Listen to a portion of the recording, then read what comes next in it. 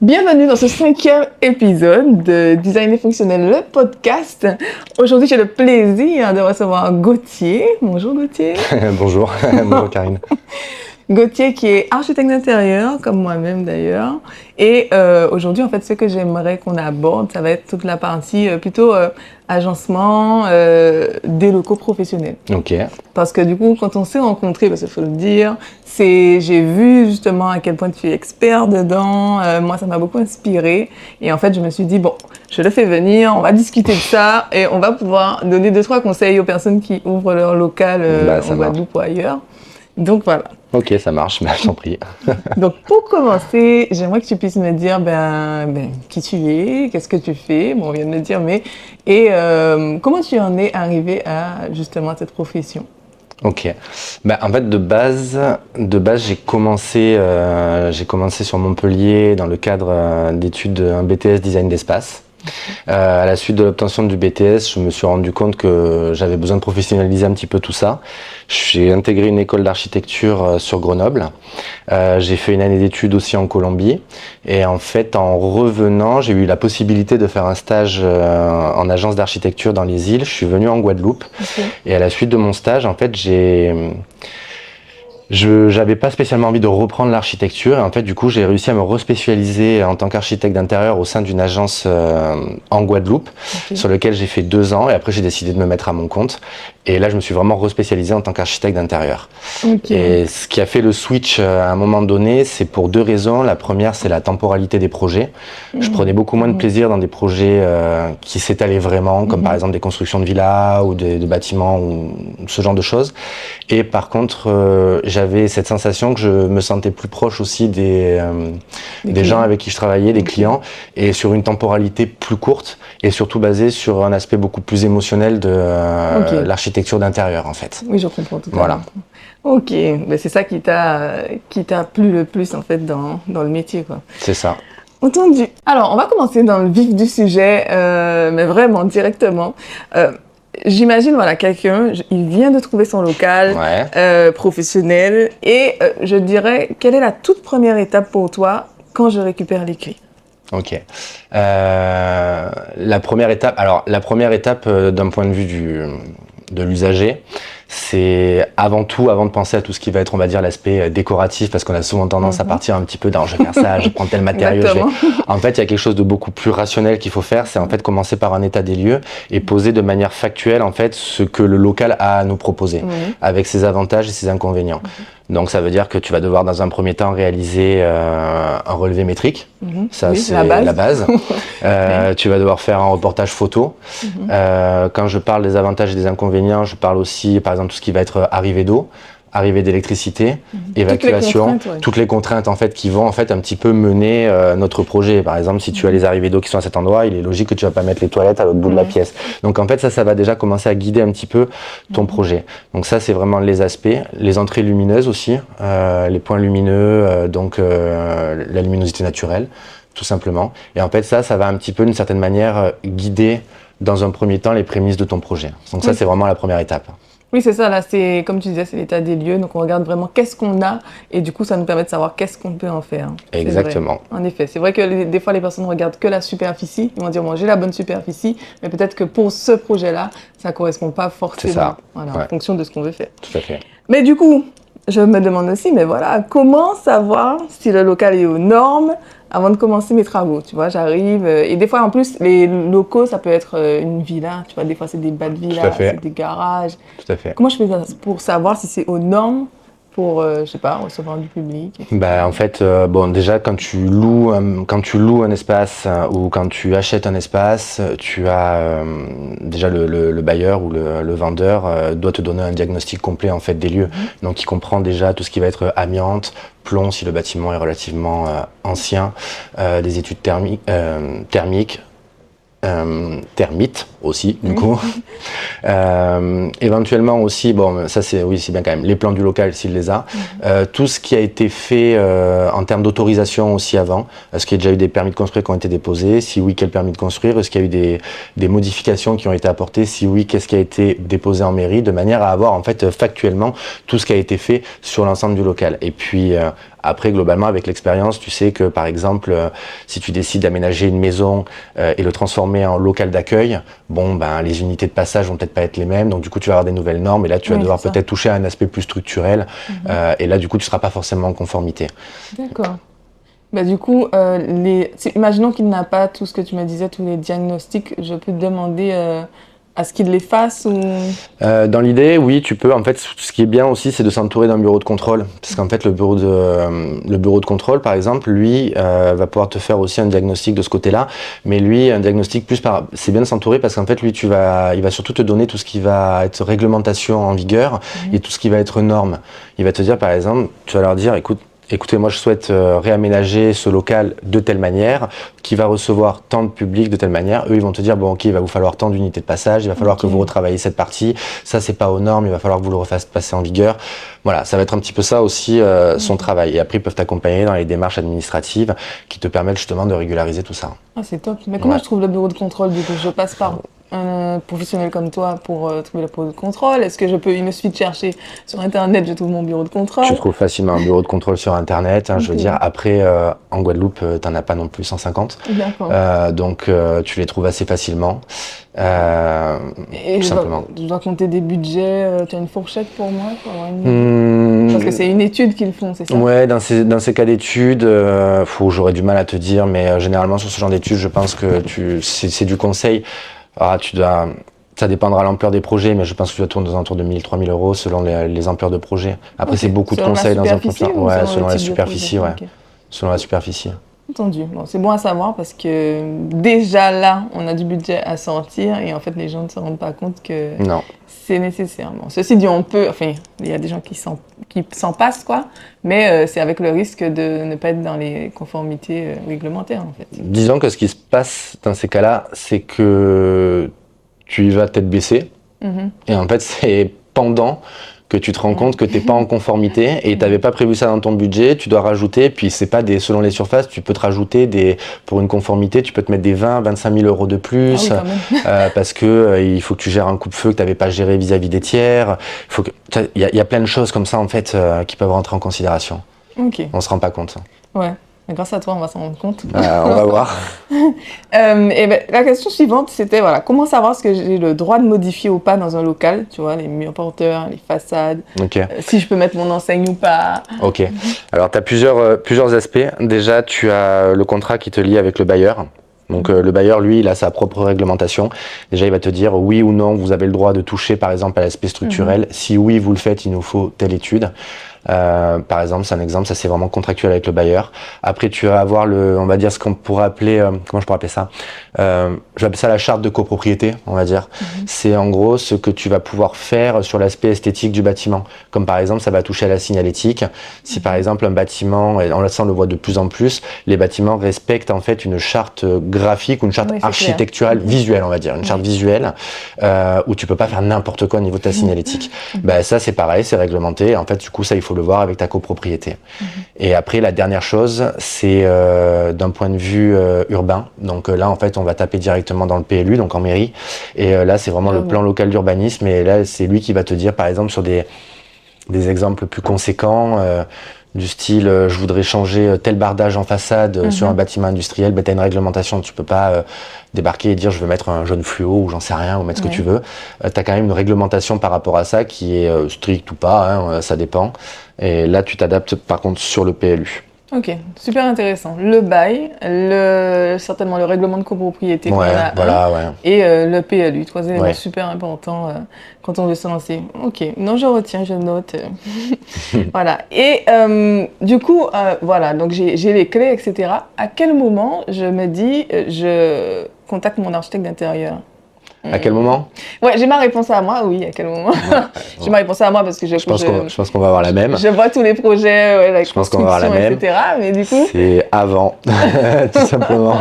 C'est avant, c'est clairement avant parce que, en fait, sauf si après, tu vois, t'es bien structuré, tu as pris en considération tout ce qu'il faut et tu sais que factuellement, ok, tout est ok pour toi. Là, tu peux faire appel à l'architecte d'intérieur après. Mais l'idéal, quand tu t'y connais pas trop, c'est quand même avant. Parce que l'architecte d'intérieur, lui, son boulot, c'est d'arriver et de voir tout de suite ce qui est possible et pas possible. Si par exemple, on me dit, je sais pas, moi, je veux ouvrir je sais pas, là, je vais pas d'exemple comme ça, mais si par exemple tu veux ouvrir de l'ERP, typiquement de l'ERP dans une villa, ça typiquement, ça c'est très bien comme exemple. Ben, si tu veux ouvrir un établissement recevant du public dans une villa, ben la villa, elle est aux normes de l'habitation. Donc les unités de passage sont pas les mêmes. Donc en fait ta porte qui va faire 90, ben en fait il va falloir la faire passer à 160.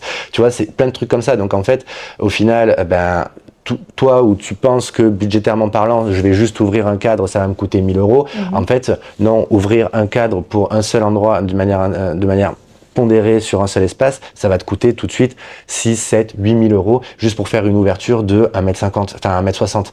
Donc, tu vois, là aussi, c'est le rôle de l'archi d'intérieur de cadrer le projet au démarrage et de dire oui ou non, factuellement, c'est bien ou pas. Moi, ça m'est déjà arrivé à plusieurs reprises de dire à mes clients, avant même que je sois missionné sur quoi que ce soit, de simples conseils, leur dire, ne le faites pas. Vous avez même dans le choix du local, quoi. Ouais, même dans le choix du local. Il y a trop de contraintes. Ce que vous demandez, c'est trop contraignant. Le budget que vous avez n'est peut-être pas forcément adapté. Alors, c'est adapté si le local était neuf, mais, ou en l'état. Mais là, en fait, en l'occurrence, non, faut que vous fassiez. Voilà, il y a une mise aux normes aussi qui va coûter cher. Comme par exemple, je te disais, typiquement, les ouvertures, t'as pas forcément prévu d'injecter 7-8 000 euros dans l'ouverture d'une porte. C'est peut-être un tiers du budget, quoi. Ça peut être ça, et puis en fait, si tu dois multiplier ça au nombre de fois où tu dois le refaire dans une maison, ou dans un local, bah, tout de suite, tu vois, tu peux rajouter des tranches qui, selon l'ampleur des projets, tu peux monter à des 50 000 euros de rajout sur des choses que tu n'avais pas prévues. Ça peut aller très très vite, en fait, sur l'aspect structurel. Ne serait-ce que l'aspect structurel, en fait. Ouais, donc, on est d'accord sur avant. Donc voilà, faire appel à l'architecte d'intérieur avant. Des exemples, il y en a d'autres, ouais. Même, par exemple, si on prend l'exemple des constructions simples, voilà, les gens ont fait leurs plans, etc. Et moi, j'étais récemment justement sur un chantier de construction, ils sont sur la fin, et en fait, on se rendait compte que si ils avaient juste décalé la porte de quelques mètres, en fait, le salon serait beaucoup plus confortable, etc. Ouais. Mais là, maintenant quand on vient après, tu vois, nous, on vient pour l'agencement, la déco après, alors on s'adapte, mais c'est tellement mieux de pouvoir adapter le premier plan de départ, et après la personne elle fait son plan final, mais avec quelque chose de, je sais comment je peux dire ça, j'allais dire impeccable, mais voilà. Donc pour les locaux professionnels, c'est un peu ça l'idée, de venir avant, au moins te consulter, ne serait-ce que pour le conseil de dire bon ben ce local-là, c'est une fausse bonne idée comme on dit. T'as entièrement raison. Choisissons un autre. T'as entièrement raison là-dessus. Alors. Là, j'aimerais savoir combien de temps prévoir avant de pouvoir ouvrir quand tout est à refaire. En fait, là, c'est par rapport à ton expérience. Ouais. Combien de temps tu as vu entre le moment où on dit « Ok, j'ai les clés, je fais mes travaux, je fais mes plans ». Sachant que d'ailleurs, on vient de dire que les plans, en général, il faut qu'on les fasse un peu avant, peut-être. Bah, en fait, c'est... Bon... Du coup, je vais t'apporter 2 éléments de réponse. La première, c'est soit tu arrives à avoir un client qui est consciencieux, qui financièrement est sûr de ses budgets, qui a prévu en amont les emprunts dans les banques et qui a ses validations et qui t'a vu en amont. Effectivement, si lui, il est sûr de récupérer le bail, enfin, du moins, s'il est sûr de récupérer le local, c'est bien de travailler en amont. Comme ça, au moins, nous, ça nous permet de vraiment pouvoir passer toutes les phases d'études. Parce qu'en fait, les phases d'études, selon les projets, ça dépend, après ça dépend les clients, ça dépend la technicité du projet. Moi je vais te dire, généralement je dis à mes clients que une phase d'étude, donc une phase d'étude c'est l'esquisse, l'APS, l'APD, donc ce sont 3 étapes de conception. Après tu peux affiner un peu plus encore, mais ce sont 3 réelles étapes de conception dans lesquelles en fait tu affines ton projet.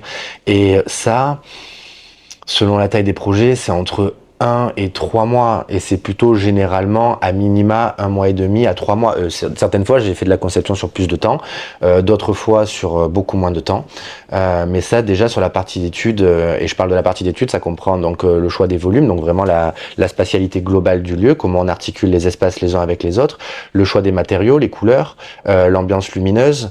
Oui, puisqu'il y a des allers-retours entre toi et le client. Bien sûr. Tu proposes, eux, ils font leur retour, il faut changer, on On repropose, échange. etc. Tu as les études budgétaires qui sont faites en parallèle. Moi, je suis accompagné en fait avec un économiste de la construction qui permet d'avoir des estimatifs dès le démarrage en fait pour savoir si aussi, même si en amont on va travailler ensemble avec le client, parce qu'au moins tu vois, en lui donnant vraiment les bonnes fourchettes de prix dès le démarrage, il sait tout de suite où aller. Et ça, c'est intéressant pour lui parce qu'en fait, avec ses estimatifs, il peut aller directement dans les banques et puis les banques aussi voient la véracité du projet et voient déjà que le client s'entoure des bons professionnels pour faire avancer son projet. Donc ça rassure aussi les banques. Non, ça c'est top. Et l'économiste de la construction, c'est genre, c'est en collaboration avec toi? Comment ça se passe? Oui, en fait, bon, après, soit il peut être missionné. Donc là, ce sont des missions qui sont vendues soit par l'architecte d'intérieur qui après fait travailler l'économiste, soit directement de l'économiste au client. Pour faire une sorte d'estimatif. D'estimatif en fonction du projet, en fonction du programme. En fait, nous, on récupère le programme, on fait une étude rapide, croquis à main levée, ça dégage des surfaces, et puis avec l'économiste, on discute, et puis l'économiste, lui, il a surtout l'habitude des besoins. On sait que pour travailler dans, par exemple, un espace de bureau, on sait que tu as tant de mètres carrés de faux plafond, tant de mètres carrés de peinture, tant de mètres carrés de sol, tu as besoin de tel besoin énergétique, enfin tel besoin électrique pour les appareillages. Donc en fait, tout ça, ça nous donne un global, et avec ce global, on peut arriver à dégager des ratios en fonction des projets. On va pas avoir les mêmes ratios, par exemple, au mètre carré pour des zones de stockage qui va se cibler, par exemple, aux alentours de 500 € du mètre carré, où là, tu vas avoir plus ou moins, on va dire, tes sols, ta peinture, tes revêtements, ton éclairage. Et après un aménagement bureau qui va plutôt taper aux alentours de 1100 €, dans lequel tu vas avoir une part d'électricité beaucoup plus conséquente. Tu vas avoir de l'internet, tu vas avoir un éclairage qui est mieux pensé, plus d'électricité. Tu vas avoir les aménagements bureaux aussi qui ont un prix, tu vois, plus conséquent. Donc tu vas tourner autour de 1100.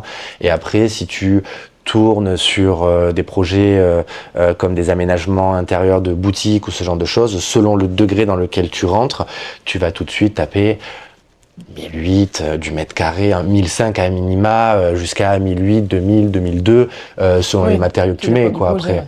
Donc t'es pas sur les mêmes échelles, et nous, en fait, avec l'habitude du travail, on se sert de ces ratios-là pour arriver à dégager vraiment un estimatif. Au plus près de la réalité. Ouais, au plus près, au plus près. Ouais, non, ça c'est top. J'aime bien l'idée parce que du coup, ça permet d'éviter de se tromper. J'ai beaucoup de personnes, tu vois, qui vont venir vers moi, ils vont dire, voilà, j'ai besoin de faire tel projet, je dois envoyer l'élément à la banque, tu vois, les devis, etc. Et en fait, ce qui est embêtant, c'est que si ils n'ont pas cette étude préalable, où ils se disent, bon, ben, je prends quand même l'accompagnement d'un professionnel, on essaie de quand même faire des plans, même si, comme tu disais à main levée, des plans brouillons, on va dire, ça permet déjà d'avoir une idée. Mais c'est vrai que c'est difficile d'avoir un local vide et les gens, ils disent, voilà, je veux faire ma boutique là, combien ça coûte? Tu travailles un petit peu le plan et après... Toi, tu lui réponds quel est ton programme. C'est déjà de base, tu te demandes quel est ton programme. C'est là, au moins, tu en sais un peu plus. Le programme, c'est hyper important en fait. C'est la base du démarrage sur un projet. Un client qui vient te voir, il doit avoir un programme. Moi, d'ailleurs, je leur dis toujours, donnez-moi votre programme et on pourra mieux travailler. Un programme, c'est très simple. Hein. C'est combien d'espace, il me faut un bureau de direction, il me faut un bureau d'assistance de direction, il me faut un open space, tant de postes, il me faut tant de zones de stockage, je sais pas. Il me faut... C'est la base. C'est la base. Il me faut des toilettes. Est-ce que c'est PMR ou pas? Est-ce que c'est un établissement recevant du public ou pas? Oui ou non. Donc dans ce cas-là, c'est pas la même réglementation. Tu vois, tout ça, c'est... Oui, c'est tous les éléments de base qu'il te faut pour pouvoir travailler le projet. C'est le programme. C'est le programme. Du coup, on va parler à la partie aménagement intérieur. Ouais. Donc, pour justement un local professionnel, qu'est-ce qu'un aménagement qui est bien pensé selon toi?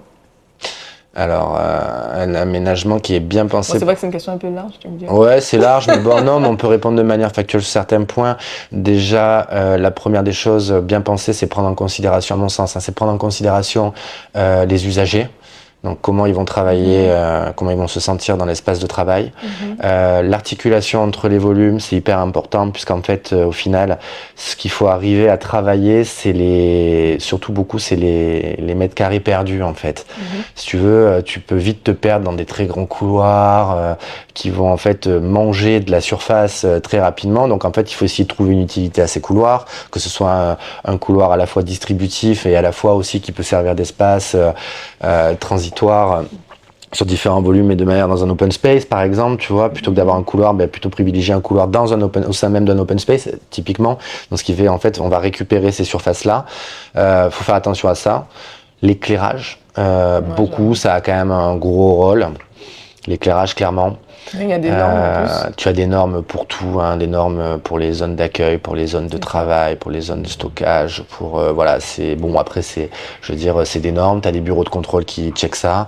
On travaille quand même aussi avec des sociétés d'électricité qui eux connaissent toutes ces normes. Donc même moi tu vois je ne connais pas du tout toutes ces normes, hein. C'est pour ça que je m'entoure des bons professionnels qui peuvent aussi répondre à tout ça, parce que mon rôle c'est pas de tout savoir sur tout, c'est plutôt de gérer un petit peu tout ça quoi. Moi je travaille aussi avec une ergonome et en fait elle me montrait bien comment par exemple j'apprends aussi auprès des autres comment installer des bureaux par rapport aux ouvertures, etc. Des choses auxquelles on ne pense pas comme ça. Et en fait, non, il y a vraiment des normes. On place pas le bureau, je sais pas moi, face à une fenêtre, c'est perpendiculaire, par exemple. Et il y a plein d'autres petits détails auxquels, en tant que personne, je dirais pas lambda, mais en tant que personne non avertie, non sachant. Voilà. Eh bien, on ne sait pas et en fait, on fait des erreurs. Ça arrive fréquemment. Mais bon, après, tu as la contrainte du site aussi, hein, tu vois. Par exemple, typiquement, ce qui est important aussi, tu parlais de l'ensoleillement et le fait de comment tu positionnes les fenêtres, les bureaux face à une fenêtre. Tu as aussi les facteurs de luminosité. Tu vois, selon comment tu es éclairé, si tu es vraiment éclairé, par exemple, la journée ou pas, selon l'intensité que tu prends, effectivement, tu as des règles à respecter là-dessus, quoi. Ouais, c'est important. On va passer à cette question. Quelles sont les erreurs les plus fréquentes que tu vois dans les aménagements de bureaux et de boutiques? Alors, je dirais quand justement les personnes ne se font pas trop accompagner, quand ils essaient de se lancer seuls. Les erreurs les plus fréquentes, moi celle qui me marque beaucoup, c'est, je vais appeler ça l'expérience déambulatoire. Okay. C'est la manière que l'on a de se déplacer dans un espace qui en fait au final n'est pas forcément cohérent, où on comprend pas forcément le cheminement. Ça c'est vraiment quelque chose, mais ça c'est vraiment le côté sensoriel, ça. C'est vraiment comment tu te sens dans l'espace et comment tu marches dans cet espace-là. La deuxième chose, les autres choses que j'aurais pu... dans les boutiques, c'est le côté surchargé aussi. Le fait de trop vouloir en mettre. Ça clairement ça bouffe l'espace visuellement. Tu parles en termes de produits, mettre trop de produits par exemple, oui, typiquement oui, trop de produits, trop de vêtements par exemple dans un espace, je veux dire tu vois plus, t'as plus de lecture, il faut quand même avoir des endroits où il faut que ça respire pour pouvoir apprécier certaines choses. L'éclairage toujours aussi. Les côtés trop, dans certains cas, trop sombres, je dirais. Sombres par la couleur, tu vois. Peut-être les teintes choisies et du coup, en plus, avec un éclairage non adapté, on part dans quelque chose. Les couleurs trop criardes aussi, ça c'est des grosses erreurs à chaque fois, je trouve. Ça dépend de sa charte, peut-être. Ça dépend de sa charte, mais il faut ça. En fait, d'accord, t'as raison. Ok, je vais rebondir là-dessus. T'as raison. Ça dépend de la charte, mais en fait, il faut que ce soit équilibré. Je suis complètement ok avec le fait qu'on puisse avoir des couleurs un peu plus vives à certains endroits, mais en fait, il faut qu'elles aient une utilité, il faut qu'elles aient une fonctionnalité, une fonction. Un point d'appel qui va amener, par exemple, typiquement à un produit. Ça, c'est intéressant. Mettre un mur tout rouge vif sur l'ensemble de ta boutique. Faut voir l'intérêt. Faut voir l'intérêt. C'est peut-être pas ce qu'il y a de plus pertinent.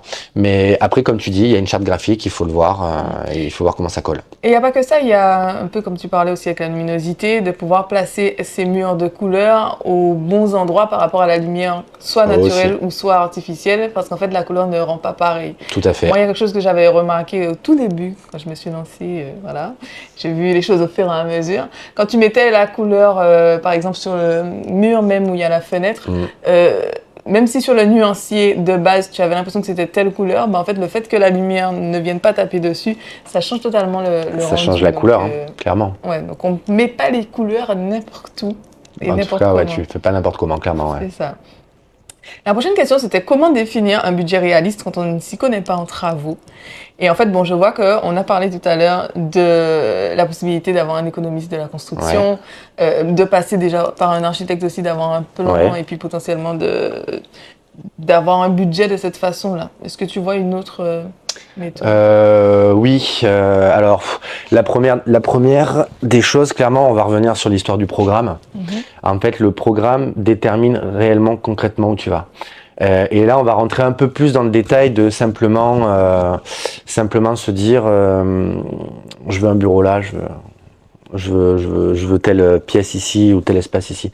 Dans le cadre d'une boutique, par exemple, il faudrait vraiment déterminer le besoin concret. C'est-à-dire, je vais avoir besoin, d'une borne d'accueil avec tant de postes, je vais avoir besoin de tant d'établis, telle surface, j'aimerais faire tel style sur le faux plafond, j'aimerais avoir tel type de revêtement au sol. Donc tu vois, déjà, tu peux commencer à aller dans le détail, un peu plus dans le côté esthétique de la chose. Et en ayant cette discussion, en fait, tu peux déjà savoir un peu plus où tu vas. Et après, tu peux avoir le rôle de l'architecte d'intérieur qui intervient, en parallèle ou pas avec un économiste, là, pour le coup. Et on voit tout de suite la réalité du budget. Ouais. Et on sait tout de suite, voilà, on a des ratios, comme je t'ai parlé des ratios tout à l'heure, ou alors on sait que tel type de revêtement, ça va coûter tant, qu'il y a différentes gammes. Donc on sait à peu près, on arrive tout de suite à situer où est-ce qu'on va. Nous, en tant que professionnels, on sait tout de suite, je sais pas, moi, par exemple, tu me dis, j'ai 100 mètres carrés et 50 000 euros pour réaliser, je te dis, bah c'est mort. On va... Bonne chance. Oui, clairement, bon tu vas pas pouvoir. Alors si, tu vas pouvoir si tu fais tes travaux toi-même. Hein, là, clairement. Oui, mais ou si peut-être tout le bâtiment est déjà bien aux normes, tout est adapté, il y a déjà des cloisons, peut-être. Mais bon, non, c'est. Donc du coup, pour figer ton budget, vraiment, c'est dans un premier temps établir un programme clair et détaillé. Ouais, connaître tes besoins. Connaître vraiment tes besoins, ouais. Et puis après, c'est se rapprocher des organismes. Oui, des professionnels. Ouais, enfin oui, des professionnels qui peuvent te répondre. Ouais. Exactement. Là, on va vraiment aller sur la partie, je ne dirais pas administrative, mais c'est un peu ça. Parce qu'en fait, je me demande, les personnes vont se demander quels travaux nécessitent une autorisation ou un permis, tu vois. Peut-être que c'est pour modifier la façade, etc. J'aimerais ton avis par rapport à ça, parce que certaines personnes vont se dire, bon, ben, je viens, j'ai mes clés, je lance les travaux. Alors que parfois, ben, il faut aussi compter dans les délais qu'on parlait tout à l'heure, cette partie demande de permis, etc. Demande d'autorisation. Ouais, dans le local professionnel. Dans les locaux professionnels, en fait, quand tu aménages des espaces, t'es tout le temps assujetti à une déclaration préalable, en fait. Une déclaration préalable, c'est quelque chose de beaucoup plus léger qu'un permis de construire. Hein, ça demande beaucoup moins de documents. Après, par contre, ceci, je te dis ça oui et non, parce qu'après, du coup, tu accompagnes aussi tout ce qui est des notices d'accessibilité et des notices de sécurité. Donc, en fait, ça, c'est dans le cadre où tu veux ouvrir en fait un étabbissement recevant du public. Donc là, en général, oui, c'est souvent des établissements recevant du public sur lesquels je travaille. Donc du coup, là, tu as des normes. Et en fait, tu as oui, il y a une sorte de dossier d'accessibilité, mais exactement. Du coup, on est d'accord que c'est pas forcément, enfin, comment je peux dire ça? Quand on ne s'y connaît pas du tout, c'est pas simple à faire. Franchement, non, je trouve pas ça simple du tout à faire quand tu t'y connais pas. Après, nous, on a des automatismes, du coup, on sait. Mais c'est là aussi où, tu vois, ce qui est important, c'est de s'entourer des bonnes personnes. Moi, quand je dépose des déclarations préalables, des autorisations d'ADAP, ce qu'on va appeler du coup notice de sécurité, notice d'accessibilité, incendie. J'ai des bureaux de contrôle qui checkent tout mon travail. Oui. Ça veut dire que mes plans sont tous, même si je suis sachant, j'ai quand même tout mon travail qui est contrôlé et toutes mes notices aussi sont contrôlées de manière à ce que on soit vraiment dans les clous et dans les normes. Oui, parce qu'il y a une responsabilité quand même derrière. Ben, bien évidemment, surtout avec les nouvelles réglementations et notamment surtout le gros point à chaque fois, c'est le fait de se protéger des tiers, enfin de protéger plutôt les tiers d'un point de vue incendie. Ça, c'est vraiment le truc le plus important. Ouais, c'est ce qui coûte aussi. C'est ce qui coûte. C'est assez d'actu avec ce qui s'est passé à la marina de Saint-François, où apparemment, tu as eu pas mal de restos qui ont brûlé. Et en fait, bah, du coup, on en parlait avec des confrères. On se disait, bon, bah, tu vois, là, le coût des normes incendie... ça datait, tout ça. Ça datait, ouais.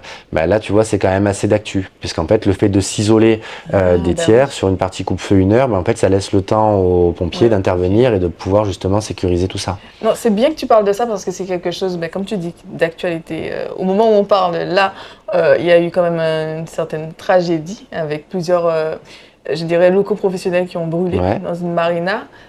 Et en fait, par rapport à ce que Gauthier disait, ce qui est intéressant, c'est que ces histoires de normes, c'est pas pour nous embêter, c'est pas pour rajouter de la paperasse. En vrai, ça protège les gens, ça protège les locaux. Là, potentiellement, comme tu disais, avec toutes les normes coupe-feu, 1 heure, voire plus, ça aurait permis de contrôler un peu l'avancée du feu, d'éviter que tous les locaux professionnels, les uns après les autres, se mettent à brûler.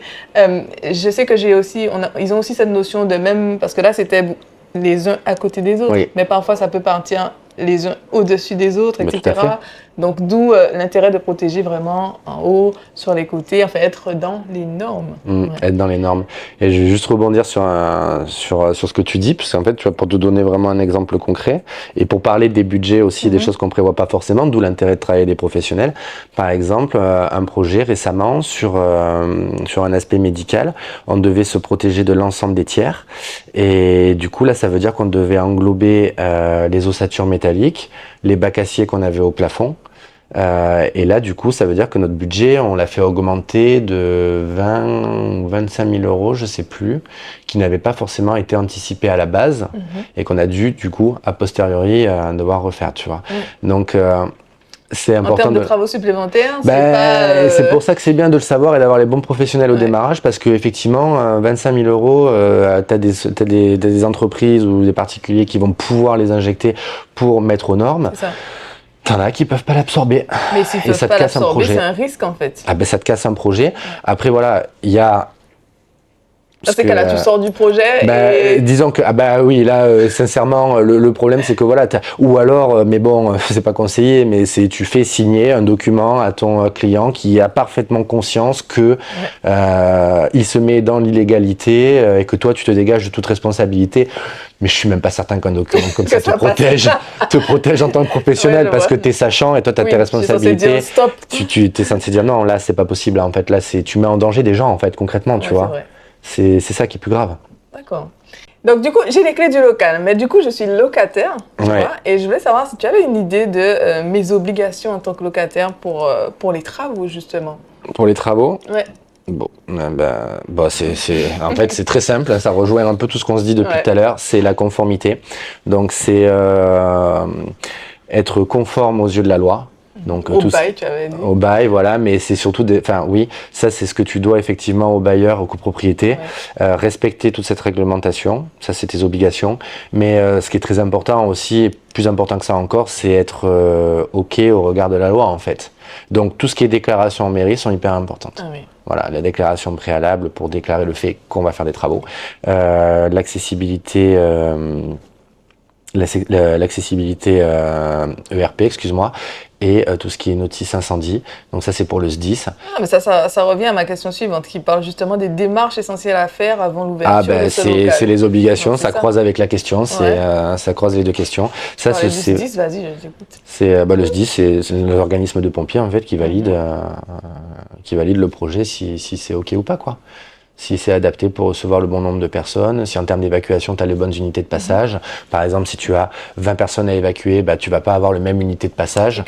D'ouverture, une unité de passage, ça se calcule 90, 1 UP, après tu passes à 120, après 160, en 3 UP, et tu as X nombre d'UP en fonction du nombre de passages. Quoi, les UP, si tu peux... Unité de passage. Ah oui, bon, tout simplement. Tout simplement. Une unité de passage. Okay. Si tu vas, je sais pas, moi, tu prends typiquement l'espace dans lequel nous sommes, par rapport à la surface et le nombre de personnes qu'elle peut accueillir, eh bien, elle a juste besoin d'avoir une ouverture en 160, ça lui suffit. Qu'elle puisse entièrement ouvrir de manière à évacuer tout le monde. Si tu vas au cinéma de Pointe-à-Pitre, tu regardes non, ça c'était avant, un cinéma de Pointe-à-Pitre. Oui, on est plus haut avec ça. Si tu prends le cinéma des Abîmes, s'ils doivent évacuer 400 personnes d'un coup, si tu regardes, ils ont 8 ouvertures de temps d'unités de passage, et en fait, pour pouvoir avoir un fluide qui évacue très rapidement, en plus des sorties, en plus des sorties de secours. C'est vrai que moi je suis spécialisée plutôt dans l'optimisation des maisons de l'habitation, tu vois. Donc cette partie locaux professionnels, c'est super intéressant ce que tu dis, parce que j'y ai pas trop, après j'y pense jamais, c'est vrai, puisque, j'ai perdu le fil de ma pensée, mais oui. Ce que tu disais, en fait, c'est intéressant de se rendre compte que ce détail-là de l'évacuation, en cas de problème, on n'y pense pas. Alors qu'en vrai, il y a des normes qui sont prévues pour justement éviter les accidents. D'accord? Donc là, tu parlais du SDIS. À quel moment va intervenir le SDIS dans mon projet? J'ai déjà fait le projet, enfin les plans avec toi, on a commencé les travaux, il arrive au début, il arrive à la fin. Non, en fait, voire même, il peut jamais arriver. Hein. C'est parce qu'en fait, non, mais c'est vrai, parce qu'en fait, comme tu fournis tous les documents, il contrôle sur plan en fait. Okay. Donc en fait, le SDIS, il va se déplacer à partir d'une certaine superficie, à partir d'une certaine catégorie d'établissements qui reçoit du public. Si tu travailles sur des ERP qui reçoivent moins de 20 personnes, au quotidien, bon, quand je dis au quotidien, enfin en flux tendu, ils se déplacent pas, ça reste des petits locaux si tu veux. Par contre, non, mais je veux dire, c'est à quel moment ils interviennent, mais dans le sens, j'envoie les plans au début. Pardon, excuse-moi. En fait, c'est pendant ta phase de conception, quand tout est parfaitement figé, tu poses tes déclarations en mairie, quoi. Donc ça intervient généralement. Si tu veux pas bosser 2 fois, tu fais ça en phase APD, quoi. Et donc du coup, en fait, le dossier se dépose pendant que tu es en train de faire tes consultations d'entreprise. En gros, c'est un peu la synchronisation, quoi. Alors la déclaration préalable. En fait, c'est la mairie qui voit avec le SDIS. Toi, Oui, tu donnes tout au même endroit et après, ils dispatchent. Ok, entendu. Et en fait, c'est là que tu as des retours. Si par exemple, ça ne correspond pas aux normes, à fait. La mairie te fait un retour. Tout à fait. Tu reçois un courrier, tu réadaptes. Super, ok. Non, c'est que je me posais la question de est-ce que, en tant que particulier, il fallait contacter le SDIS en direct, quoi. En fait, il y en a qui le font, mais j'ai souvent remarqué ça. C'était des gens qui étaient quand même assez débrouillards et qui en fait contactaient directement le SDIS ou la mairie et étaient mis en relation et en fait font passer le SDIS sur place. C'est vrai que tu sais, maintenant tu dis ça, j'ai ce cas sur un projet sur lequel où j'ai fait essentiellement de la conception, j'ai pas fait de suivi. Ils sont débrouillés eux-mêmes, ils ont contacté le SDIS est venu. Ils ont analysé le projet, ils leur ont dit ok, ça va, ça par contre ça va pas, ça faut refaire. Donc ils avaient 2-3 trucs à refaire, c'était sincèrement pas grand chose, mais pour le coup, partir sans avoir l'avis d'expert, c'est se confronter à beaucoup de problématiques. Comme typiquement, si tu fais pas appel à un professionnel et t'es pas au courant qu'il te faut tant d'unités de passage pour pouvoir évacuer les personnes, et que t'as fini ton projet et qu'en fait t'as une porte à 90 pour évacuer 100 personnes, le SDIS il va te dire ça c'est pas possible. Pas d'autorisation d'ouverture. Faut que vous ouvriez votre façade et là c'est plus la même parce que là du coup ça veut dire soit déclaration préalable, soit dans certains cas un permis de construire parce qu'en fait tu modifies les façades. On perd du temps encore, tu perds du temps, tu perds de l'argent parce que l'ouverture c'est tout de suite, je t'ai dit, on en parlait tout à l'heure, c'est 8 000 €. Enfin, ça dépend après avec qui tu bosses, mais moi dans mes fourchettes, c'est dans ces prix-là avec qui je bosse. T'avais peut-être pas prévu de mettre 8 000 balles, tu vois. Oui, donc tu te retrouves dans des situations en fait sur la conformité, sur le fait de remettre aux normes que tu n'avais pas prévu dans ton budget. Et c'est un coût de contacter SDIS ? Non, c'est un organisme. Non, c'est des pompiers, c'est l'organisme gratuit, c'est leur boulot. Ok, non c'est top, comme ça va informer ceux qui ne le savent pas. Ok, on va redescendre dans quelque chose d'un peu plus tranquille. Hein. On a parlé de technique. Incendie, et d'ailleurs, dans un prochain épisode, on va parler de tout ce qui est sécurité incendie. Ouais. Ça va être très intéressant. Ah, mais lui, il va pouvoir te parler des unités de passage, ce genre de choses. C'est clair qu'il est très bon dans son domaine. Là, on va parler de comment adapter la décoration du local à mon image de marque. Est-ce que tu aurais un conseil? Parce que je sais aussi que tu as cette sensibilité au niveau de la décoration aussi intérieure. J'ai mon local et en fait, on parlait tout à l'heure de bien choisir sur quel mur on met quelle couleur, mais est-ce que tu aurais des conseils un peu plus... Ouais. Bon, là, on va parler un peu plus de l'aspect émotionnel du projet et la sensibilité du projet. Donc, c'est quand même assez intéressant. Moi, je pars du principe que l'image de marque que tu vas dégager, en fait, c'est d'une certaine manière, c'est un petit peu le prolongement de toi et de ton identité et de ce que tu veux retransmettre. Dans les produits que tu souhaites mettre en avant, les matériaux que tu veux mettre en avant. Du coup, c'est en fait un petit peu le prolongement de ton état émotionnel, en fait, et de ton ressenti émotionnel et sensoriel. Donc ça, c'est le premier truc. Donc en fait, c'est beaucoup de ressenti, beaucoup de feeling avec soi-même déjà. Oui. Donc du coup, il y a une première prise de contact.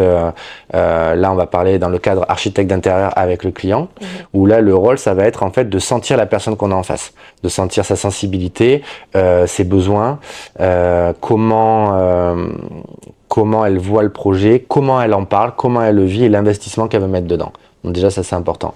Ensuite, pour les images de marque, tu vois, par exemple, typiquement, tu vas devoir travailler différemment selon ce que tu vas devoir proposer. Selon ce que tu vas proposer au sein de soit de ta boutique, soit d'un cabinet médical, d'un cabinet dentaire, d'une assurance, j'en sais rien, enfin ce que tu veux.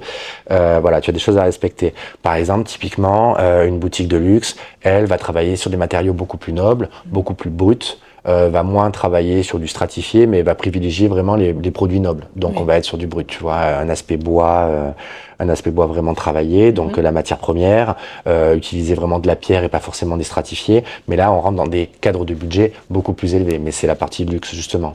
Tu vas peut-être pouvoir travailler, disons, aussi avec du médical, qui là, on va être sur quelque chose d'un univers qui doit être beaucoup plus rassurant en fait pour l'usager. Donc on va jouer un peu plus sur des tons plus clairs, beaucoup plus intemporels, plus légers. C'est-à-dire que malgré la personnalité de ton client, il y a quand même des... Bien sûr. Je dirais pas des normes, mais il y a quand même des... Comment on pourrait appeler ça ? En fait, en vrai, il faut respecter quand même certaines... C'est pas des habitudes, je dirais... Certains codes. Voilà. Certains codes, il faut pas oublier qu'en fait... il faut pas oublier aussi que quand tu proposes un aménagement, tu le fais pour les usagers. Tu le fais pas pour... Tu ne le fais pas que uniquement pour la personne qui porte le projet. Tu réponds à une demande et cette demande, si tu veux que ça fonctionne, c'est quand même les clients qui vont te faire vivre. Donc c'est comment tu vas comment tu vas vivre l'émotion quand tu vas rentrer dans cette boutique. Ça me permet de faire la transition sur la prochaine question, qui est est-ce que le design influence vraiment les ventes ou la productivité des équipes, tu vois, quand c'est un bureau? Je pense qu'on a un petit bout de cette réponse ici. Oui, bien sûr, ça influence complètement. Bien oui. Ça influence complètement. Déjà, par exemple, sur la mise en valeur des produits, tu vois, typiquement, admettons, tu veux travailler sur une bijouterie. La bijouterie va vouloir mettre en valeur certains produits. Donc, du coup, tu vas avoir un éclairage qui va être beaucoup plus minutieux, beaucoup plus raffiné dans le détail. Si tu veux travailler, par exemple... Voilà, on passe à l'autre extrême, on passe sur, par exemple, de l'éclairage de stockage du coup, tu vas avoir des éclairages beaucoup plus globaux, tu vois, où tu vas devoir vraiment mettre en avant l'entièreté de tous les produits pour avoir une vision plus large de ce que tu vois. Tu vois, t'es pas sur du ciblage à ce moment-là. Donc ça, c'est important de le souligner. Et aussi, comment tu dis sur ta question, redis-moi sur exactement. Que la productivité des équipes. Tu sais, dans les bureaux. Ah oui. Ouais, voilà, c'est ça. Et la productivité des équipes, effectivement, sur la manière que tu as d'aménager ton espace, que ce soit un open space ou des bureaux, en fait, il faut répondre vraiment à une demande. Donc, du coup, écouter leurs demandes et comment se fluidifient les espaces, comment s'articulent plutôt les différents espaces entre eux, facilite tes déplacements, facilite la communication aussi, et ça c'est quand même assez important. Et donc après aussi tu as tout l'aspect acoustique et ce genre de choses de manière à éviter la réverbération des sons, de ne pas avoir des lieux où ça résonne, où tu puisses quand même avoir une forme d'intimité visuelle, voilà. Donc oui, effectivement le design va énormément jouer là-dessus. Cette question me rappelle justement un restaurant dans lequel j'avais été. C'était à Dubaï, bon voilà, pour l'anecdote. Et en fait, le restaurant s'appelait, je crois que ça s'appelait Amazonia ou quelque chose comme ça. Tu rentrais dedans et en fait, tu vivais une réelle expérience, que ça soit visuel, après sensoriel par le repas, mais c'était surtout visuel, je dirais, où chaque élément... Franchement, j'ai pensé à notre métier quand je suis rentrée là. Chaque élément était pensé pour être dans le thème. Tu vois, que ça soit... ils avaient fait un système de cordage pour la décoration. Ils avaient des luminaires qui ressemblaient à... comment je pourrais dire? Des jupes brésiliennes. Je ne pourrais pas t'expliquer exactement. Ils avaient chaque verre, quand tu choisissais ton cocktail, chaque verre avait une forme. Tu sais, il y en avait un qui était en forme, par exemple, de perroquet, etc. Et en fait, c'était une expérience totale quand tu rentres dedans. Et voilà. Et c'est pour montrer à quel point, et je pense que je n'oublierai pas ce resto. C'est important parce qu'en fait, c'est notre métier, c'est créer une expérience et c'est créer une émotion. Ouais, pas dans tous les cas, parce que là, c'est vrai que là, on aborde surtout la partie beaucoup plus professionnelle ensemble à travers les questions, parce que c'est la thématique. Mais il est vrai que dans notre profession, en fait, c'est créer une émotion. Si tu te sens bien dans un lieu, tu seras forcément naturellement plus productif, tu seras plus en phase avec toi-même, plus enclin à de l'échange, à du partage. Tu te sentiras mieux en fait, tout simplement. Et ça, c'est hyper important. Tu vois, mais après l'expérience, elle est propre à chacun. Dans le sens où, tu vois, typiquement, dans des espaces de travail, on va dire, t'as des gens, ça va pas les déranger de travailler face à un mur. Ouais, c'est vrai. Moi, par exemple, typiquement, il faut que si j'ai le plus d'espace possible devant moi visuellement, en fait, ça va me permettre de libérer mon esprit, en fait, et de pas avoir l'impression d'être étriqué face à un mur. Mais après, c'est propre à chacun. Mais c'est prouvé hein, que ça stimule ta créativité, de ne pas être face à un mur aussi. Donc, Bah oui, j'imagine bien. Ouais. Oui, donc, j'imagine bien. Ok, donc on est d'accord sur le fait que oui, totalement, le design influence les ventes, influence l'expérience et potentiellement la productivité des équipes. Voilà, oui, c'est bien important. sûr. Alors, tu dirais que par rapport au projet que tu as déjà fait, est-ce qu'il faut plutôt suivre des tendances déco ou est-ce que tu dirais de miser sur un style plutôt intemporel? Ça c'est. Oui, et c'est valable même pour les habitats, l'habitat. C'est marrant. Alors c'est marrant. Cette question est drôle parce qu'en fait, c'est vrai qu'il y a une part de moi qui aimerait des fois, tu sais, assumer le plein parti d'une tendance. Vraiment, genre par exemple, tu vois, t'as la tendance, je veux des murs bleu nuit avec un mobilier jaune moutarde, vraiment, mais tu vois, mais tous les murs bleu nuit, le plafond bleu nuit, le sol, un beau sol en bois et le beau fauteuil jaune avec toute l'ossature sur le côté qui va être dorure, tu vois. Tu veux assumer ce côté-là parce que effectivement, c'est beau, c'est ce qu'on voit sur les magazines et c'est ce qui fait parler. Mais en fait, la réalité, c'est que soit t'es blindé et tu peux changer chaque année, soit tu mises sur quelque chose de beaucoup plus intemporel et auquel cas tu vas partir sur des couleurs, sur des tendances qui vont être plus douces, plus passe-partout, plus intemporelles. Et au final, ce que j'ai remarqué, c'est que les tendances, c'est fait pour être changé, tout simplement. Une année on aime, l'année d'après on passe à autre chose, on aime moins. Ça crée du merchandising. C'est pas forcément au final ce qui est le plus intéressant. C'est intéressant pour des partis pris, mais sur de l'intemporel, il vaut mieux partir sur des couleurs beaucoup plus soft, beaucoup plus légères, moins agressives peut-être aussi. Donc c'est soit on a le budget et en fait on se fait plaisir, on fait le truc qui sort de l'ordinaire, etc. Parce qu'on peut le changer une fois que c'est plus tendance, soit on joue la sécurité. Et on fait quelque chose d'un peu plus passe-partout. Ceci dit, ça peut rester très classe, très... Ouais, mais il y a des tips après pour ça. Voilà, c'est ça. Il y a des tips après pour ça. Par exemple, typiquement, si je pouvais donner un conseil, ce serait que tu peux en fait faire un mélange des deux. Tu vois, par exemple, tu peux jouer sur tout ce... En fait, il faudrait... Typiquement, dans la conception, tu peux identifier les postes qui sont onéreux et qui peuvent pas forcément être remplacés, et les postes qui seraient plus facilement remplaçables. Comme la peinture. Comme la peinture. Tu peux très bien, effectivement, comme la peinture. Donc tu peux très bien jouer sur quelque chose d'intemporel, par exemple, typiquement un sol plus intemporel, un mobilier de comptoir qui va plus s'adapter dans le temps. Mais par contre, jouer la tendance sur effectivement des peintures, du mobilier aussi, par exemple, type des chaises ou ce genre de choses, que tu vas pouvoir remplacer plus facilement et adapter à l'air du temps. Donc ça, c'est un petit conseil aussi qui peut être, c'est un intermédiaire qui peut être intéressant à tâter. D'accord. Ou bien peut-être des luminaires qui sortent vraiment de l'ordinaire, qui sont là, mais on sait qu'on peut les changer plus facilement. Super. Du coup, là, c'est une question très pratique. Quelle est pour toi la couleur ou la matière fausse bonne idée? Alors moi, j'ai des idées pour l'habitat, mais là, je te demanderais pour un espace professionnel.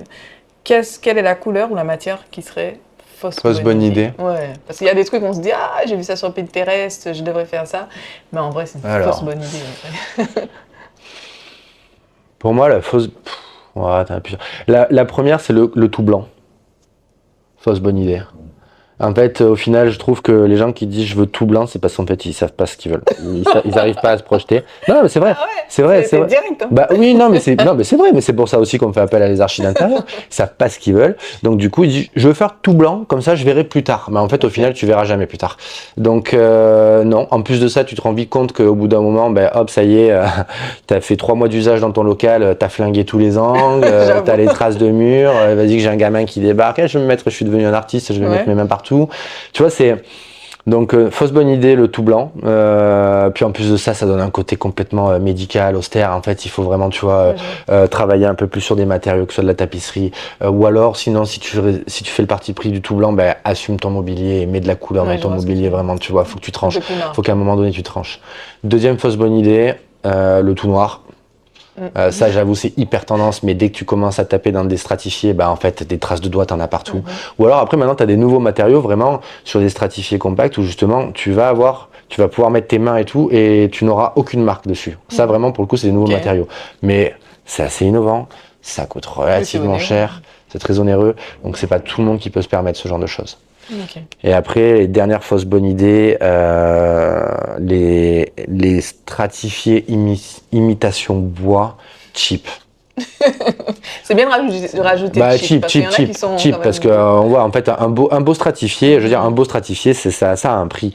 Et en fait, au final, quand tu vas gratter ton stratifié, tu vas sentir que tu vas même avoir le veinage dans le plastique.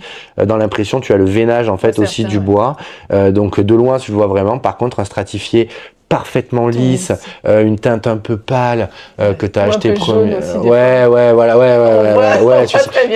Celui qu'on met dans les bureaux administratifs par exemple, tu vois, c'est celui-ci. Ah, celui-ci je peux pas. Et c'est pas grand chose en fait, je veux dire, de juste changer la teinte en fait.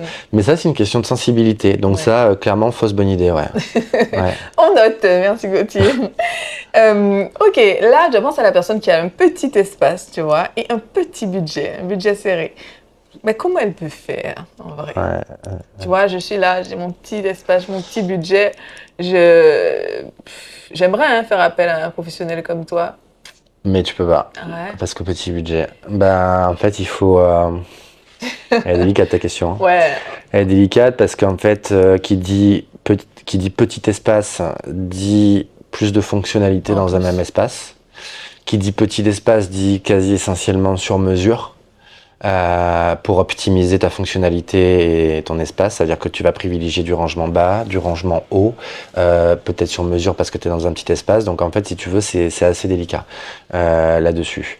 Donc en fait, il faut que tu priorises en fait réellement tu priorises tes besoins, savoir exactement ce dont tu as besoin et vraiment élire ce qui te semble réellement important pour mettre en valeur ton projet à ce moment-là.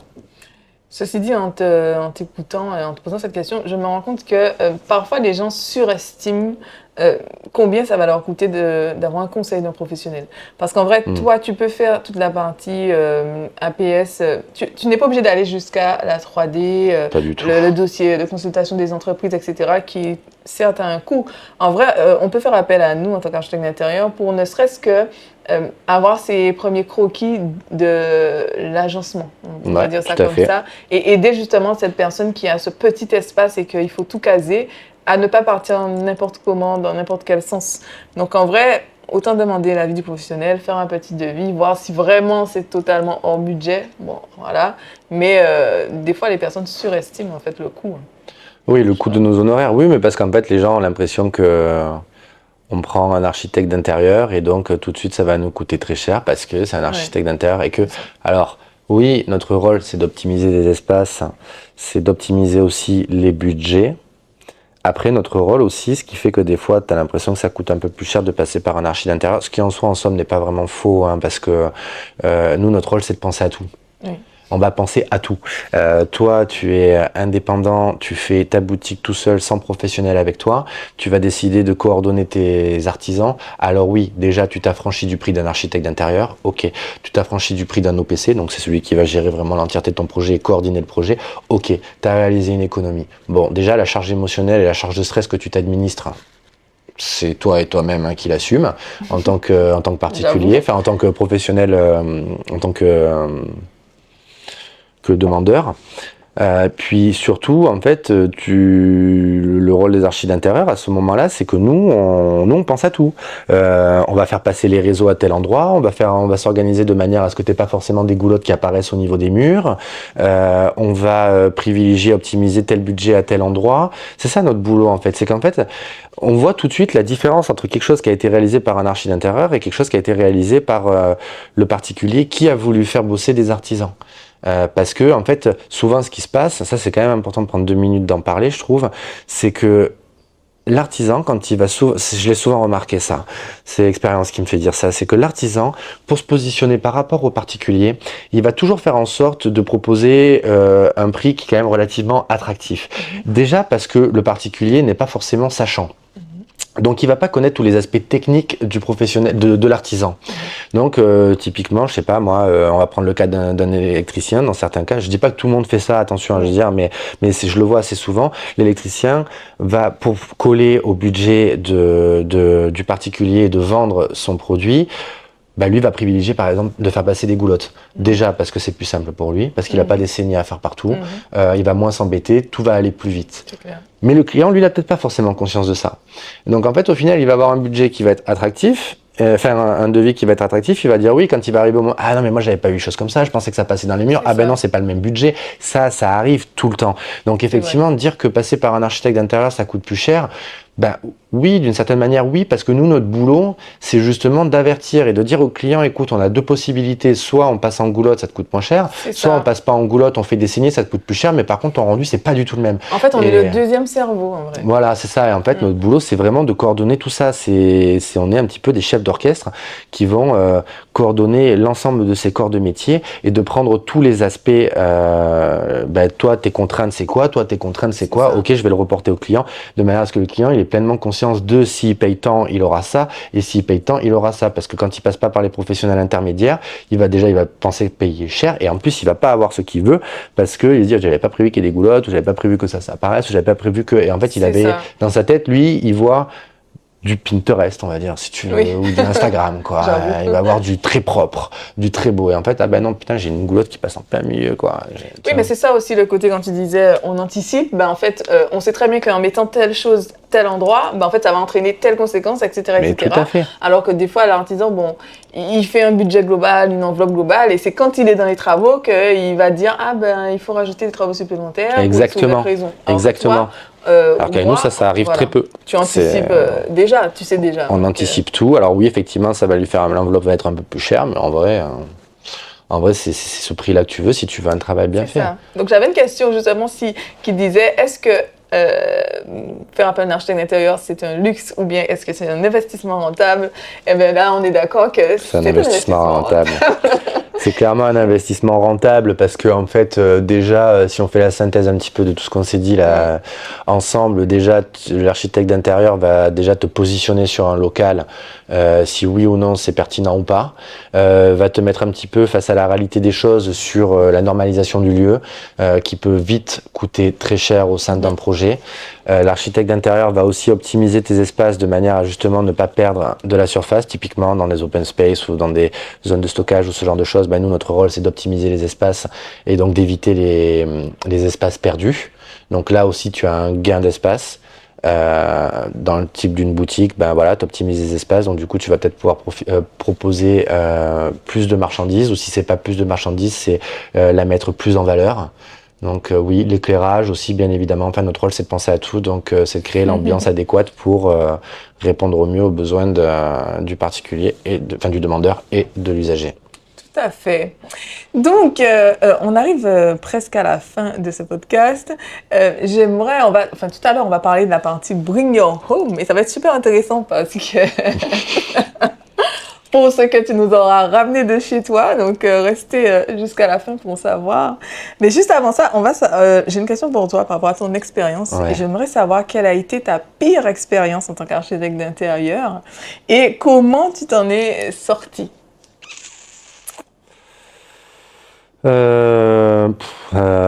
Pire expérience, il y en a quelques-unes. Mais, J'en vois plusieurs. J'en vois plusieurs. Il y en a une, je vais raconter celle-ci parce qu'elle s'est bien terminée. Okay. Ça se finit pas forcément toujours bien. Ça se finit pas forcément toujours bien, on va pas se mentir. Hein. Prenons un scénario. On va prendre l'exemple où ça s'est bien passé.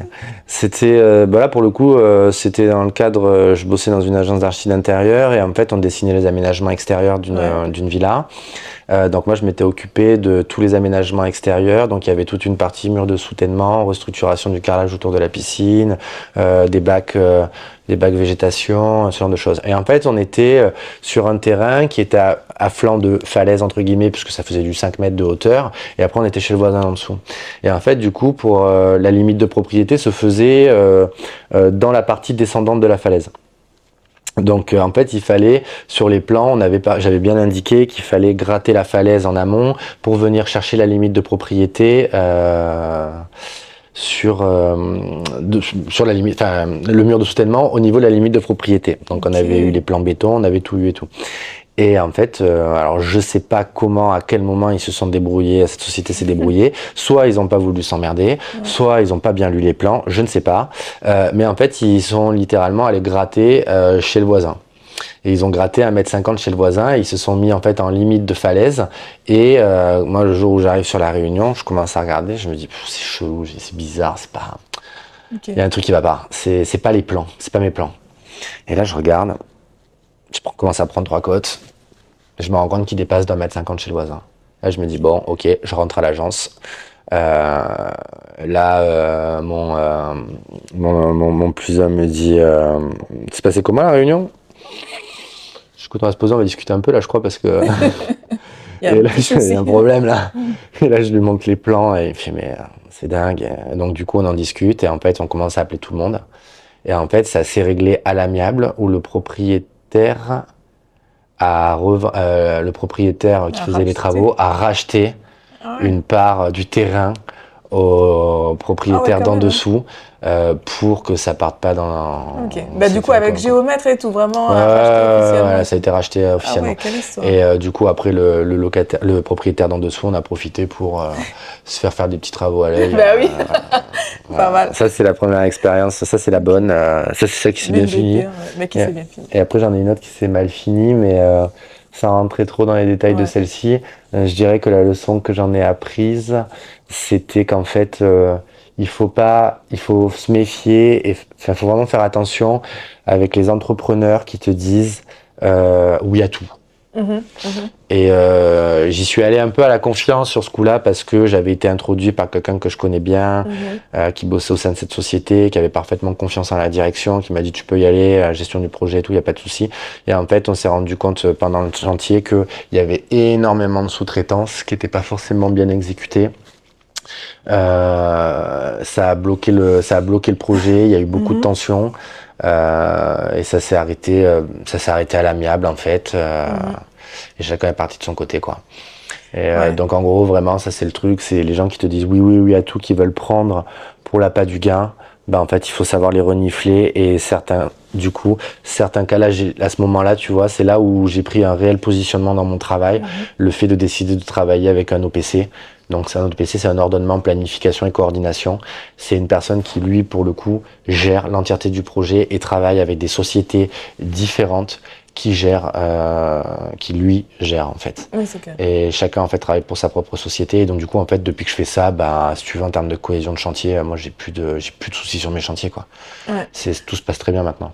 Ton expérience me rappelle certaines que j'ai eues au tout début quand je me suis lancée dans le projet. Et comme tu dis, tu fais confiance en fait à des entrepreneurs. Bien donc sûr. j'avais pris pour commencer, quand je commençais les travaux avec certains clients, des professionnels que je pensais être vraiment sérieux. Et en fait, quand tu regardes justement à qui ils sous-traitent, quelles sont les finitions, etc., tu es au bout de ta vie, comment je peux dire ça. Et en fait, et tu te sens responsable, même si le client, tu vois, va te dire non, mais c'est pas vous en fait qui avez fait les travaux, tu vois. Mais quand tu as ne serait-ce qu'un peu recommandé, la personne te fait confiance, etc., et qu'après tu vois le résultat, moi c'est le pire truc. Et c'est d'ailleurs pour ça que je vais lancer Renomi, justement pour accompagner les gens à trouver les bons professionnels et du coup leur permettre d'avoir aussi des avis sur ces professionnels, d'avoir des vraies recommandations et pas juste du bouche à oreille, un tel, etc. Tu vois, partir sur des choses où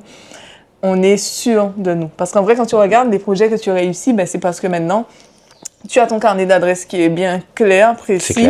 Et qu'en fait, c'est pas que la rénovation, il n'y aura jamais de hic, parce que c'est de la rénovation, etc., que ce soit de la construction. Mais, en fait, comment je peux dire ça va pas être du grand n'importe quoi. Parce qu'il y a du grand n'importe quoi. Donc voilà. Non, mais je suis d'accord avec toi là-dessus. Là-dessus, je suis clairement d'accord avec toi. Et après, c'est à nous aussi, en tant que professionnels, de savoir imposer des limites aussi. Tu vois, typiquement, après, ça, c'est l'expérience qui veut ça au bout d'un moment. Au début, quand tu es jeune, tu démarres, tu es prêt à accepter beaucoup de choses. Maintenant, avec le temps, en fait, au final, tu te rends compte que le temps passé sur des chantiers, ça peut être beaucoup de stress. Être entouré des bonnes équipes, c'est en fait éviter le moindre conflit, le moindre procès, tu vois, beaucoup plus de transparence. Il faut savoir en fait à poser ses limites. Moi, il y a des gens avec qui je travaille. Quand ils commencent à un peu trop m'imposer certaines choses, je leur dis écoutez, moi, j'ai pas de souci avec ça. Sauf qu'en fait, on va pas taffer ensemble. On va juste, si vous voulez, moi, je vous fais de la conception, je vous fais les dossiers de consultation d'entreprise. Vous allez voir les sociétés que vous voulez voir. Vous faites bosser qui vous voulez, mais je veux pas me sentir responsable de ça, tout simplement parce que vous voulez. Vous m'avez dit que ouais, mais j'ai vu cette société, elle est pas chère, elle a fait ça, j'ai déjà vu, elle est bien. Moi, en interne, si je discute un peu avec des professionnels, si on les connaît et tout, on se rend compte qu'en fait, c'est pas si ouf que ça. Et voilà, après, c'est juste imposer ses limites. Mais bon, de toute manière, après, tu sais, c'est quand tu imposes tes limites et ton professionnalisme qu'en fait, au final, tu as la clientèle qui s'adapte aussi à comment tu travailles.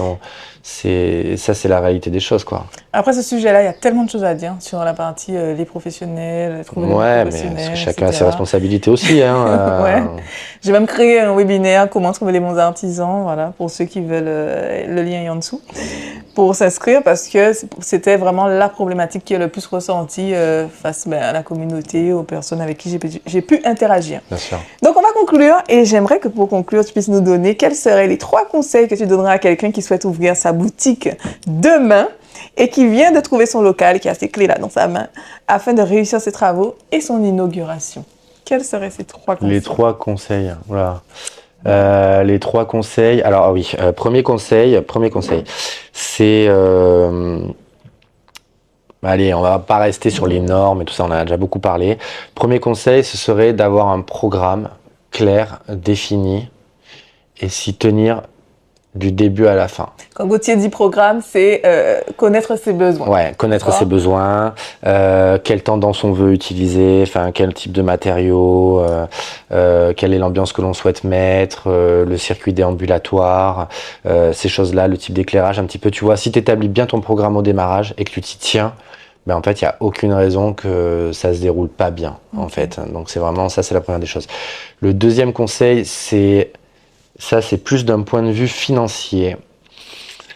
Il vaut mieux dépenser un petit peu d'argent au démarrage avec les professionnels agréés, donc un architecte d'intérieur, un architecte, un bureau de contrôle, un bureau d'études, un économiste de la construction, ce genre de choses, tu vois, qui en fait au final vont te permettre clairement de pouvoir faire des économies significatives par la suite, comme typiquement je te disais, tu prends un local, t'as pas les bonnes notes, enfin il faut tout remettre en conformité. Tu te mets un 50 000 balles au démarrage, t'avais pas prévu. Bon, ben, si t'as payé 2 000 € en amont une étude qui te permet de te dire que c'est pas avantageux, t'as économisé 50 000 €, ou alors ça t'a évité de bloquer un projet à un moment. Oui, j'avoue. Donc ça, c'est vraiment le deuxième conseil. Et le troisième conseil, j'en ai pas là. T'es accroché? Bah, le troisième conseil, oui, non, troisième conseil, c'est ouais, si, allez, si, mais ça c'est plus pour nous arranger nous les professionnels. Troisième conseil, allez, tout ce qui est phase de consultation et phase de chantier, faites confiance aux professionnels avec qui vous travaillez. J'aime bien. Typiquement, dans les phases de chantier, faites confiance aux artisans avec qui vous travaillez, surtout si vous bossez avec un architecte d'intérieur, un OPC, un bureau de contrôle, un bureau d'études. Quand vous savez que vous avez une équipe qui est carrée autour de votre projet, faites confiance. Parce qu'en fait, votre projet, vous l'aurez comme vous le voulez. Il y a des plans, il y a des 3D et tout sera conforme. Et on a trop vu souvent des clients qui viennent, qui sont anxieux et qui en fait te mettent des bâtons dans les roues à des moments où en fait ben tu peux pas juger parce qu'en fait on en est qu'à la moitié du chantier. Okay. Oui, mais j'ai vu ça oui, mais on en est qu'à la moitié du chantier. Les enduits sont pas terminés, les peintures sont pas posées, le carrelage n'est pas terminé, les joints sont pas posés. Donc voilà, ne pas forcément. Donc conseil, si vous êtes anxieux ou stressé, venez pas le communiquer aux artisans ou aux professionnels parce que nous, notre boulot justement, c'est on peut faire tampon, mais notre boulot c'est quand même de faire en sorte que tout se passe bien. Ok. Il ne faut pas venir communiquer ça sur les chantiers. Super conclusion, Ouais. en sachant que le premier élément, ça va être de trouver justement les bons professionnels. Comme ça, après, Voilà, on peut leur faire confiance.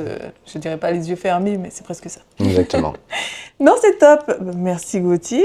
Moi, je t'en prie. On va passer à la dernière partie qui est peut-être ma préférée. Ouais. La partie Bring Your Home, où tu, où tu amènes quelque chose de chez toi qui a du Ok. sens pour toi. Donc, on en a discuté un petit peu hier. Ouais. Donc, aujourd'hui, qu'est-ce que tu nous as amené, Gauthier? Eh ben, écoute, moi, aujourd'hui, je ramène à rien du tout. Voilà. Je n'ai rien à ramener. Pas parce qu'il a oublié. Non, parce que j'y ai bien réfléchi. Ça fait 3 jours que j'y ai réfléchi. Et en fait, c'est simplement que je suis pas quelqu'un de spécialement matérialiste ou quelqu'un qui conserve beaucoup les choses. Donc simplement, en fait, je n'avais rien à ramener de ce côté-là. Mais parce qu'en fait, je suis quelqu'un qui, ne conserve vraiment pas les choses et ne Mais tu t'attaches pas. En fait, je m'attache pas. C'est vrai que tout ce qui est matériel, ce genre de choses, je n'ai pas d'attache réelle émotionnelle sur le matériel, mais parce que ça, c'est une dimension beaucoup plus globale de ma vision de la vie, en fait, où après, on va chercher très loin si on discute de ça, mais c'est vrai que dans l'aspect matérialiste, si tu veux, moi, j'ai quand même souvent tendance à remettre un petit peu en question une forme consumériste qu'a notre société de fonctionner, si tu veux. Donc du coup, une surconsommation où en fait on va vraiment donner constamment du stimuli aux gens. Donc du coup, j'essaie d'avoir un positionnement un petit peu détaché d'un point de vue matérialiste de certaines choses. Donc après, voilà, donc c'est vrai que je n'ai pas d'objet qui fasse réellement sens chez moi, puisque je n'ai pas d'attache particulière ou émotionnelle à un objet, mais c'est plus un état d'esprit de la vie. Bah, tu nous auras ramené ton état d'esprit. Voilà, tout simplement. Ce sera vraiment l'élément inédit de Bring Your Home. J'attends de voir si les autres épisodes, quelqu'un aura le même état d'esprit. Mais c'est très intéressant et j'adore ce moment parce que comme ça j'en apprends un peu plus sur vous. Sur les gens, Au-delà du côté pro, de qui vous êtes. Et là, ça en dit beaucoup sur toi. Voilà. Ben, du coup, je te remercie. Je t'en prie. Et on se retrouve pour un prochain épisode. Et voilà. À bientôt. Je te remercie. Merci pour l'accueil. Et puis, carrément, à bientôt. Au plaisir, en tout cas. C'est ça. Merci pour tout. Merci.